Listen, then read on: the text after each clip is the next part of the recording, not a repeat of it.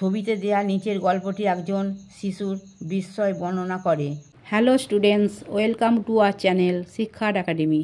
আজ আমরা lesson 5 land of the pharaohs. Let's start. চলো শুরু করি। The civilization we call ancient Egypt flourished about 5000 years ago when the rule of the pharaohs began.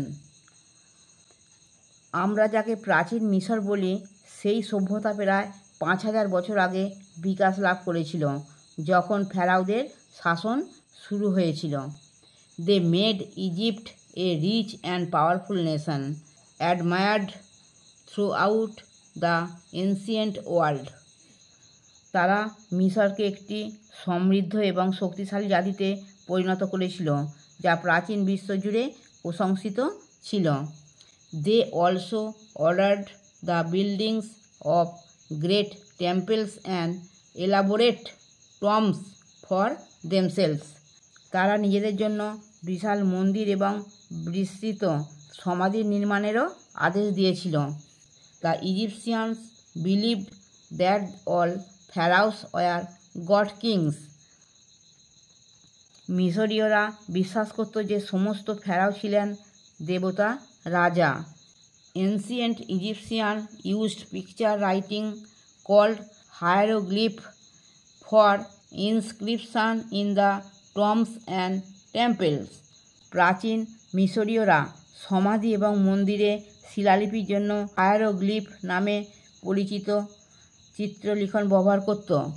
Paper was made from thinly sliced papyrus stem. পাতলা করে কাটা papyrus কাণ্ড থেকে কাগজ তৈরি করা হতো। The following tale in pictures described a child's wonder as he visit Egypt for the first time. যখন সে প্রথমবারের মতো মিশর ভ্রমণ করে। লেটস শেয়ার, চলো ভাগ করি। Rearrange the letters to form meaningful words and write them in the given spaces.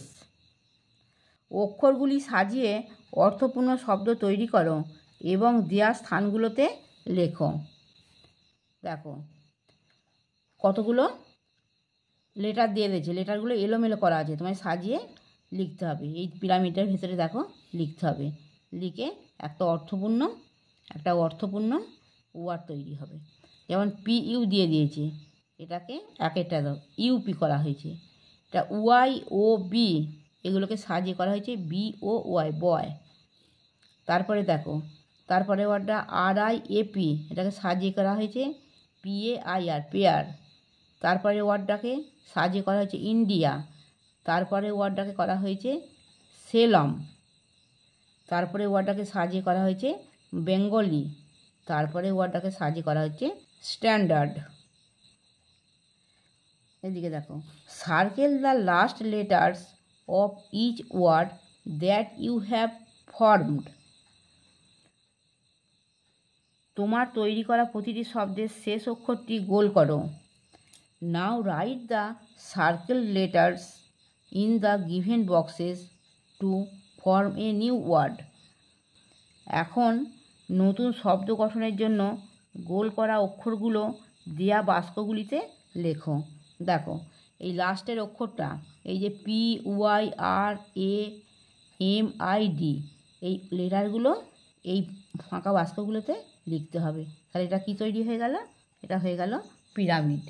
এই লাস্টের লেটারগুলোতে সার্কেল করতে বলা হচ্ছে, তোমরা এটা সার্কেল করে দেবে, করে দিয়ে ওই লেটারগুলো এখানে বসিয়ে দেবে, ওই বাক্সতে বসিয়ে দিয়ে যে ওয়ার্ডটা তৈরি হবে সেটা হয়ে গেল পিরামিড।